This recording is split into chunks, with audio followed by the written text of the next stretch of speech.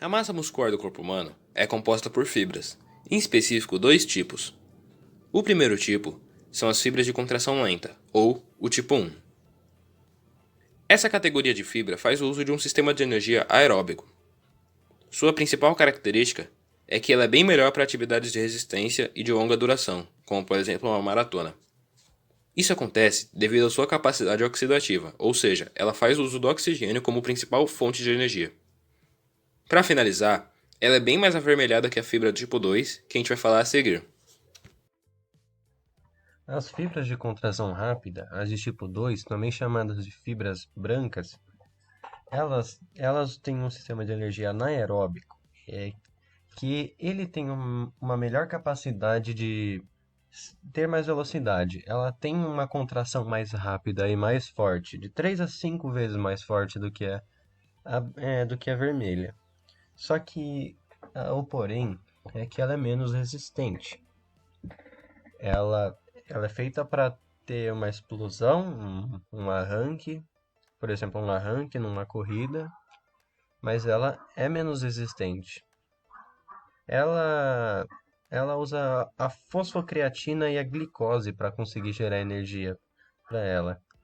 Ela, ela é muito predominante em atividades onde você precisa ter uma movimentação rápida, um reflexo melhor, tipo quando você está dando uma arrancada numa corrida, quando você precisa dar um chute numa bola, arremessar uma bola numa cesta, ou até fazer um saque de vôlei. A contração muscular refere-se ao deslizamento da actina sobre a miosina nas células musculares, permitindo os movimentos do corpo. As fibras musculares contêm os filamentos de proteínas contráteis de actina e miosina dispostas lado a lado. Esses filamentos se repetem ao longo da fibra muscular, formando o sarcômetro. O sarcômetro é a unidade funcional da contração muscular. Para que ocorra a contração muscular, são necessários três elementos: estímulo do sistema nervoso, as proteínas contráteis actina e miosina e energia para a contração fornecida pelo ATP. Quando um músculo contrai-se e produz força sem alteração macroscópica no ângulo da articulação, a contração é dita isométrica. As contrações isométricas são muitas vezes chamadas de contrações estáticas ou de sustentação. Normalmente é usada para a manutenção da postura. Funcionalmente, essas contrações estabilizam articulações. Por exemplo, para alcançar a frente com a mão, a escápula precisa ser estabilizada do encontro do tórax. Um encurtamento do músculo durante a contração é chamado uma contração concêntrica ou de encurtamento. Exemplos seriam os músculos quadríceps quando o indivíduo está se levantando de uma cadeira, ou os flexores do cotovelo quando o indivíduo está levando um copo até a boca. Nas contrações concêntricas, a origem e a inserção se aproximam, produzindo a aceleração de segmentos do corpo, ou seja, acelera o movimento. Quando um músculo alonga-se durante a contração, essa é chamada uma contração excêntrica, ou de alongamento. Por exemplo, o quadríceps quando o corpo está sendo abaixado para sentar-se, e os flexores do cotovelo quando o copo é abaixado até a mesa. Nas contrações excêntricas, a origem e a inserção se afastam, produzindo a desaceleração dos segmentos do corpo e fornecem a absorção de choque. Sistemas de alavanca. Define-se a alavanca como uma barra rígida que gira em torno de um eixo de rotação. A alavanca gira em torno do eixo em decorrência de uma força aplicada a ela para promover um movimento contra a resistência ou peso. Todo sistema de alavanca possui uma barra rígida que compõe o braço de força, eixo de rotação, força aplicada e resistência.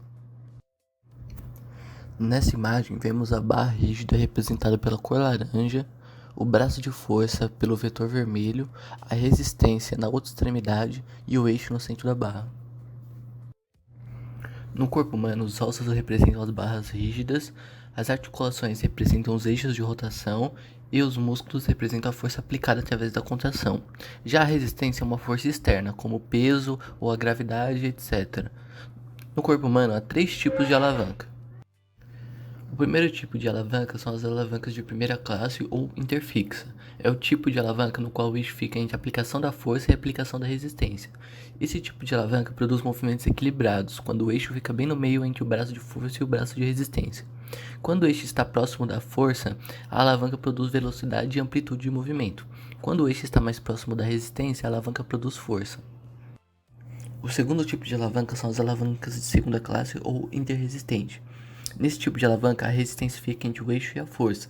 A amplitude de movimento é sacrificada em benefício da força. Existem poucas no corpo humano, sendo a mais conhecida a do tríceps sural. O terceiro tipo de alavanca são alavancas de terceira classe, ou interpotente. Nela, a força está entre o eixo e a resistência. Ela produz velocidade e amplitude de movimento, porém uma grande quantidade de força é necessária para que ela seja movimentada, mesmo quando a resistência é pequena. Quase todas as alavancas do corpo humano são interpotentes. Principais patologias do sistema esquelético muscular. Para falarmos sobre as principais patologias do sistema esquelético muscular, devemos saber o que é patologia. A patologia é um ramo da biologia e medicina primariamente dedicado à análise e estudo de órgãos, tecidos e fluidos corporais, com a finalidade de fazer um diagnóstico das doenças. A osteoporose é uma condição mais comum em mulheres acima dos 45 anos, que deixa os ossos frágeis e porosos. É uma condição metabólica que se caracteriza pela diminuição progressiva da densidade óssea e aumento do risco de fraturas. O reumatismo é o nome dado a mais de 100 doenças ósseas e musculares. Dentre elas, podemos citar a artrite reumatoide, a artrose, a bursite, a febre reumática, a dor nas costas, os lúpus, a fibromialgia, a gota e a tendinite. A lordose é um transtorno devido a uma curvatura excessiva da coluna para dentro. Ela difere das curvas normais da coluna, nas regiões cervical, torácica e lombar, as quais são, até certo grau, cifóticas ou lordóticas. A bursite é uma desordem que causa dor nas articulações do corpo, principalmente nas articulações do ombro e do quadril, devido à hiperatividade de braço ou perna.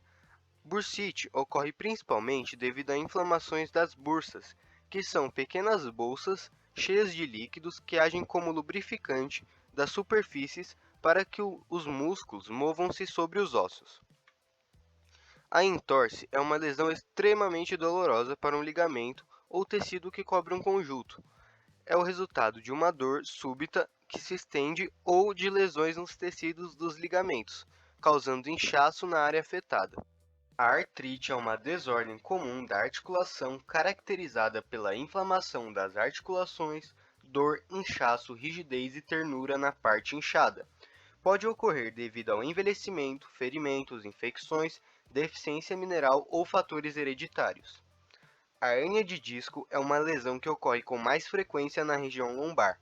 Essa doença é a que mais provoca dores nas costas e alterações de sensibilidade para a coxa, perna e pé. Por isso, ela é considerada uma das doenças ósseas mais comuns. Aproximadamente 80% das pessoas vão experimentar a dor lombar em algum momento de suas vidas. A osteomalacia é causada por um defeito no metabolismo da vitamina D pelo corpo, afetando principalmente os adultos. É caracterizada por ossos enfraquecidos e formação óssea anormal. Seus sintomas são geralmente dor ou fraturas nos ossos e fraqueza. Pode ser tratada com uma boa alimentação e suplementação, além de banhos frequentes de sol. A displasia fibrosa consiste no crescimento excessivo do osso ou inchaço pelo desenvolvimento anormal de células. Existem vários tipos de displasia fibrosa, que afetam principalmente os ossos do crânio, face, costelas, braços, pelvis, coxas e canelas. Fim.